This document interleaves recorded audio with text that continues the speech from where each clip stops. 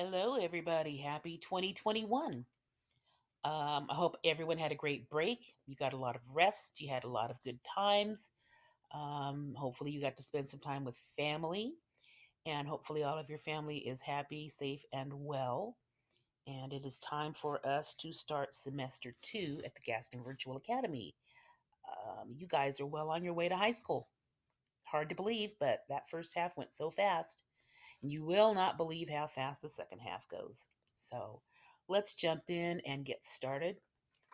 We're starting a new unit with the new semester, and it is the Investigating Journalism unit. It is a nonfiction writing unit. And in this unit, we're going to talk about how you write a journalistic piece as opposed to an essay or a story. It's a very different type of writing. It's a very different type of reading when you read journalistic pieces. So we'll talk about that.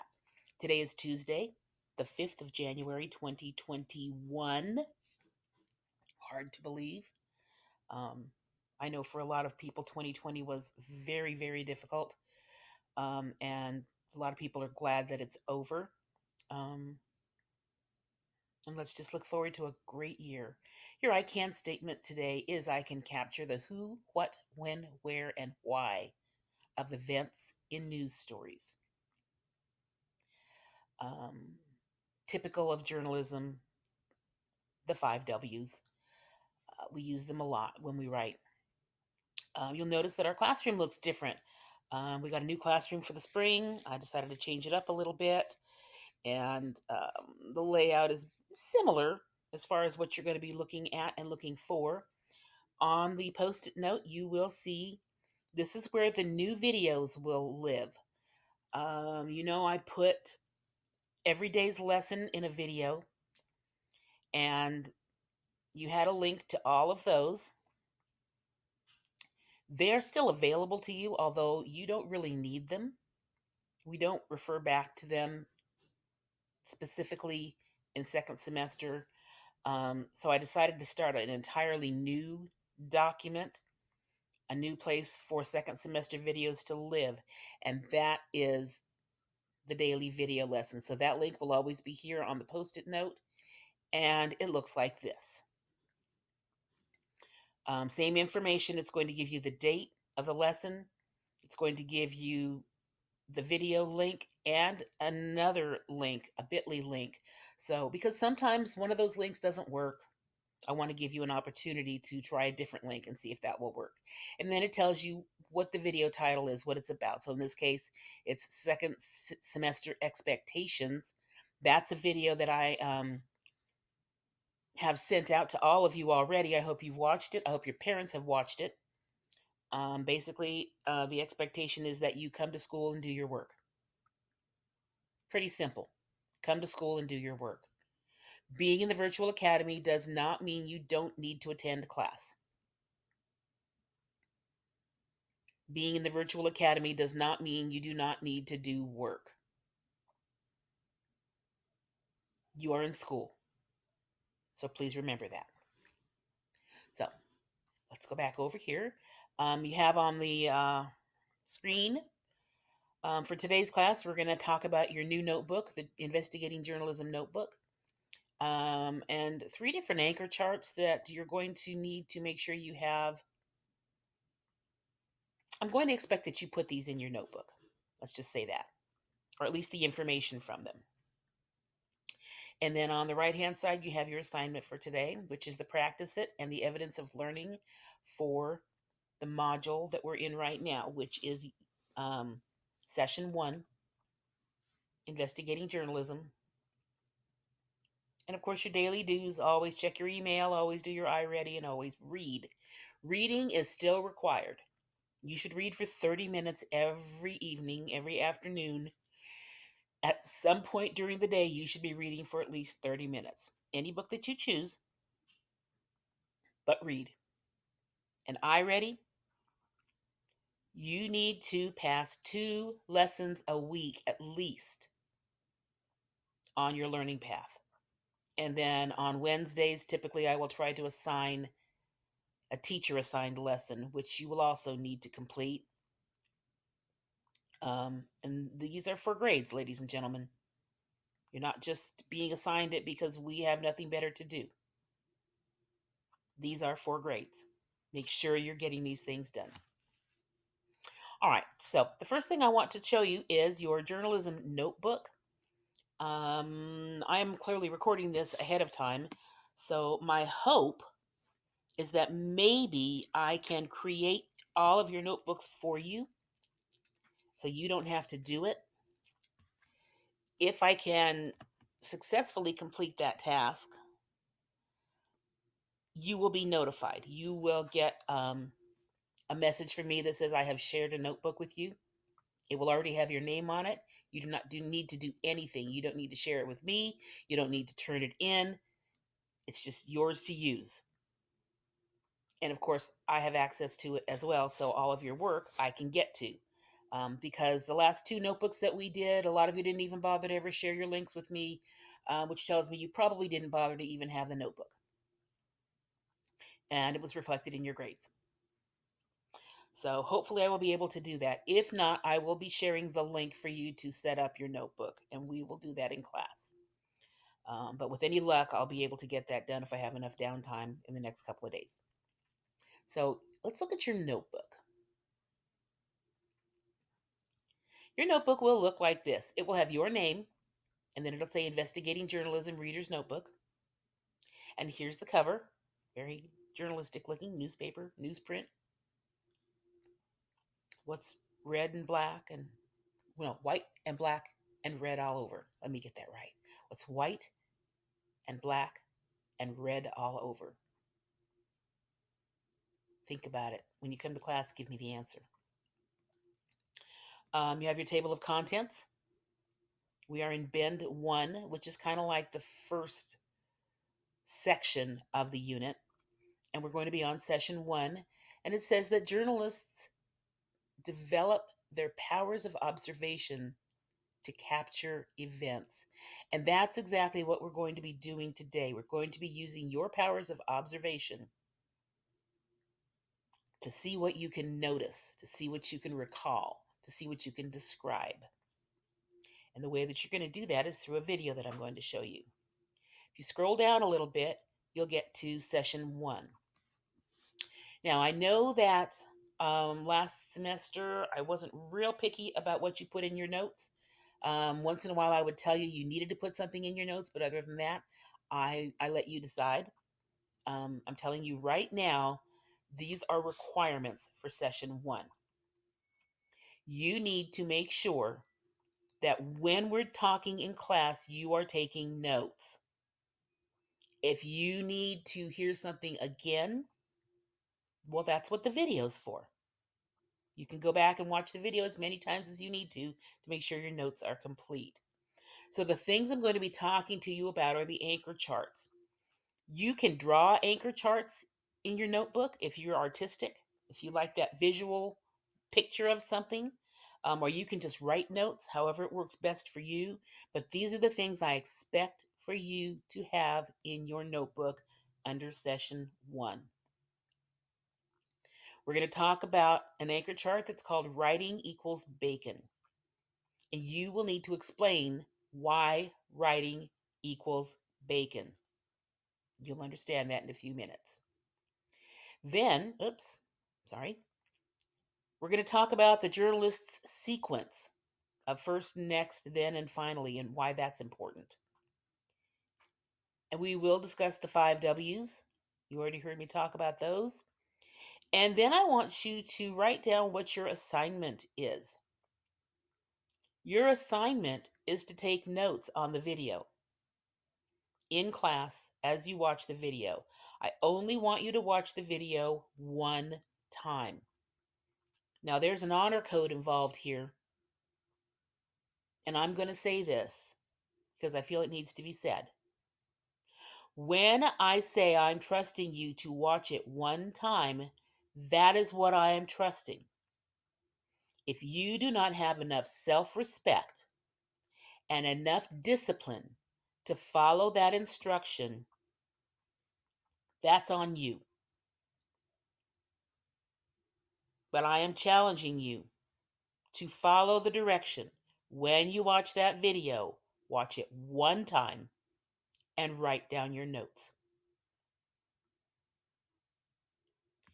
Once you have all your notes done, your, I guess, sort of homework assignment, your assignment for the day, is to write a news story based on the notes you took and using the information from these notes. You'll understand that more in just a moment. But right now, we're going to go back over here. We're going to look at the journalist's sequence.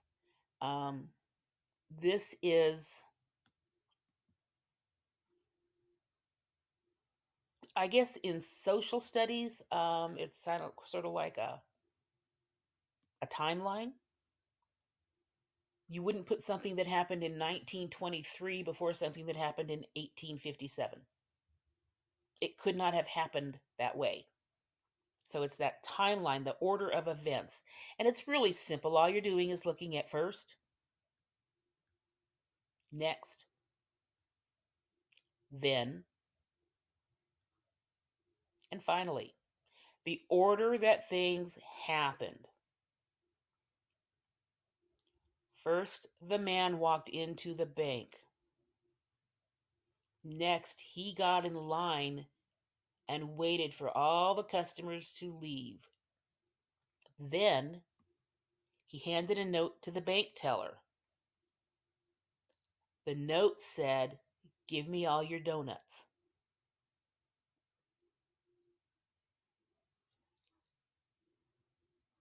And the clerk was in shock.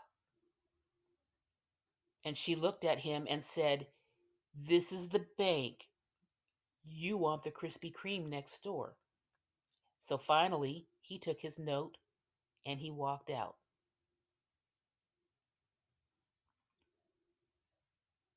There's an order of events there. You would not say, first the man gave the cashier or the clerk a note, because the man's not inside yet. So that order of events is crucial. And you need to make sure you tell your story in the correct order. So let's look at,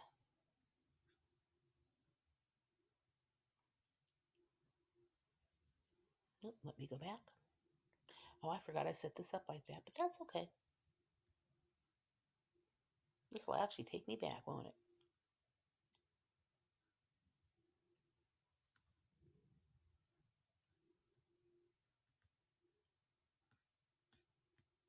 Yeah, it's okay. We'll do it this way. You can see my brain's been on a break, but that's okay. Let's go ahead and open this back up. So the other one that I want to show you, just take a moment to load,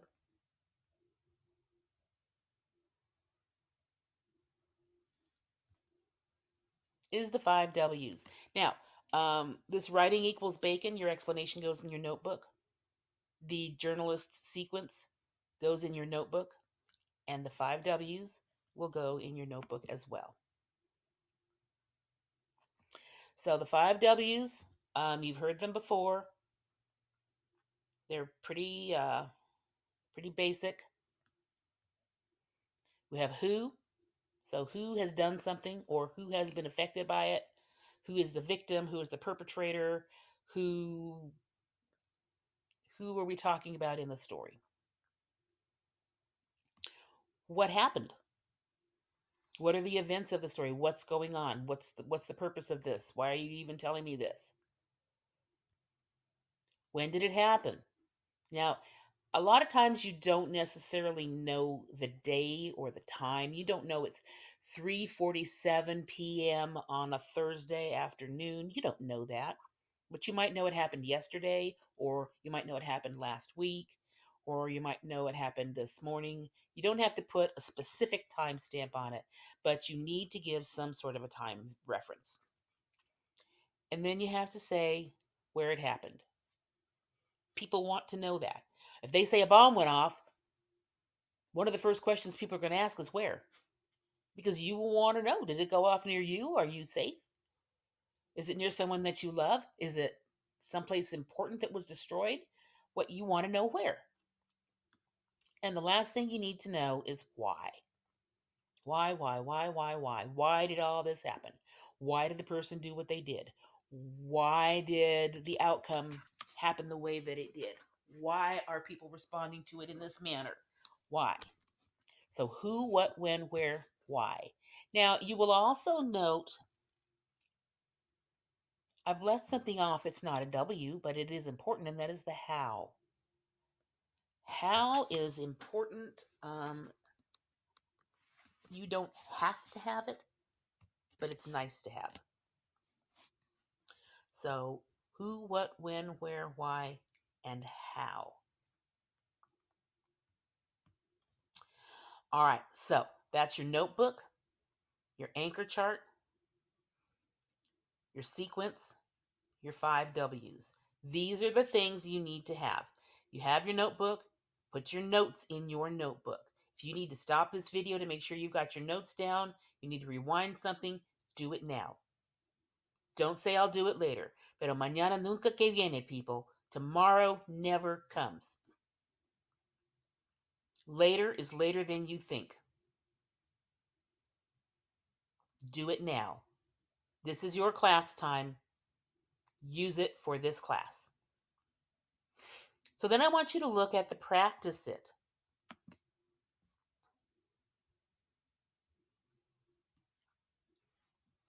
And in the practice it says you're going to watch the video one time. One time. Watch the video one time. And then stop and capture what just happened, especially the 5 W's, okay? So think about who, what, when, where, and why. Complete your work in your session 1 notebook page. I just showed you that. You're going to submit your response in your investigating journalism session 1 evidence of learning. Remember, only watch the video once so you have a true live in the moment reflection. Because in real life, if you see something happen, you can't rewind it. If you need to remember what happened, you have to really think about what you observed. There's no rewinding life. So this is a practice in that. You are going to write your news story based on writing equals bacon, so you may have to write it twice. You should write it twice. Write it once, pare it down, clean it up, make it neat, a nice tight package, a good story with everything you need. And then you're going to turn in the URL as your assignment. So when you go to submit this,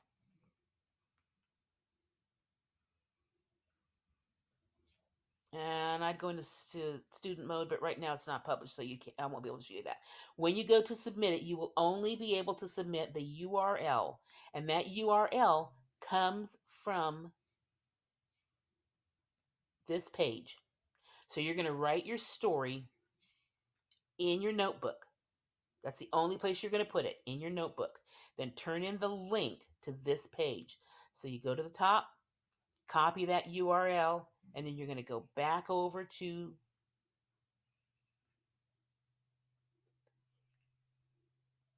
here, and you will submit the link on your evidence of learning page in Canvas. This is due Friday. That is the 8th of January. Now, there's something important I need to tell you about that. Many of you feel that I'm operating on your time schedule. You email me in the middle of the night. You turn things in 4 weeks late, 5 weeks late, 6 weeks late. You ask me to unlock things because you, quote unquote, didn't get a chance to do it. In training you for high school, where your teachers will not put up with that, These assignments will be locked after the due date. I will not accept them anymore. I received more than 300 late assignments just in the last week leading up to the end of the grading period. 300. And yes, some of them were 6 weeks late, which told me a lot of things. It told me that you're not spending the appropriate time on this class, that you are not concerned about learning anything, and that you think that whenever you get around to doing something, I'm obligated to give you a grade for it. And I am. I am obligated to give you a grade, and that grade will be 0 if it's late. So keep that in mind. I give you class time to work. You have Wednesday, which is an independent study day, and I give you Friday's class time to do all of your work for this class. If you're using it for any other class, then you're making a mistake, and I will start holding class on Fridays. Because if you're not using that time for what you're supposed to, then there's no point.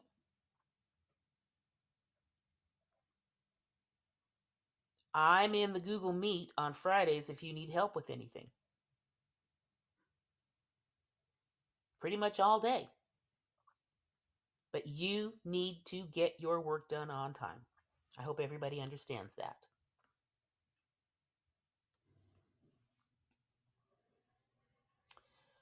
All right, so let's go back here. We have covered everything that I need to for today. I do want to remind you, you need to read. So I hope you got some books for Christmas. You need to do your eye ready. So I hope you got some self-discipline for Christmas. You need to check your email multiple times a day. Your teachers communicate with you through email. And you're saying, oh, I don't check my email. What do they say? Ignorance of the law is not an excuse. Just because you didn't check your email does not mean you're not responsible for whatever your teacher is sending you.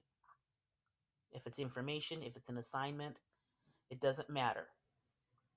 You need to check your email. Work must be done on time. I am so glad that we're back. I didn't want to miss you, but I did. Those of you who come to class regularly, I will be excited to see you on Monday or Tuesday. I'm sorry. And those of you who don't come to class, I would appreciate it if you would start. It would behoove you to do that. Attendance is required.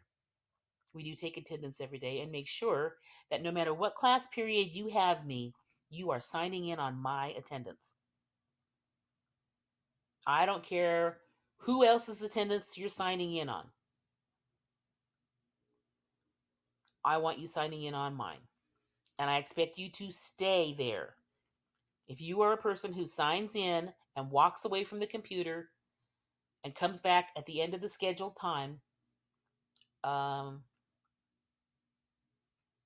your parents might be getting some phone calls. Because too many times I have talked to students who didn't ever respond, and then at the end of the scheduled class time, even though I let the class go 40 minutes earlier, and they're still in there, and I'm calling your name and I'm talking to you and I'm not getting any response, that tells me you're not there. You just logged in, so I think you're there.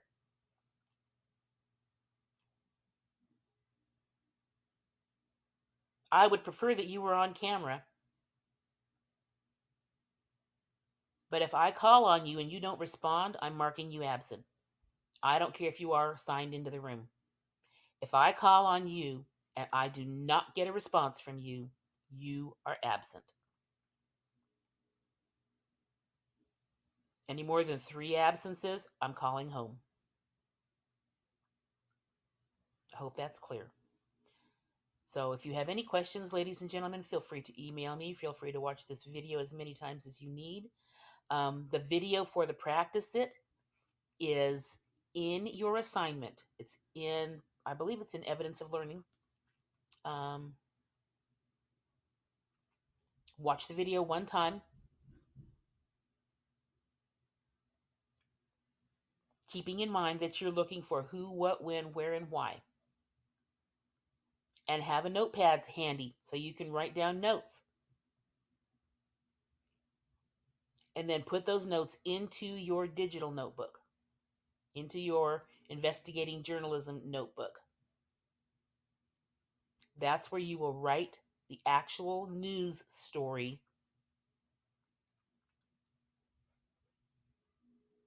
And that's where you will get your link to turn it in. If you have any questions, please feel free to send me an email. I will be happy to respond. I am glad to be back. This semester is going to fly by, ladies and gentlemen. So take full advantage of your educational opportunity. And I will see you next time. T2 out.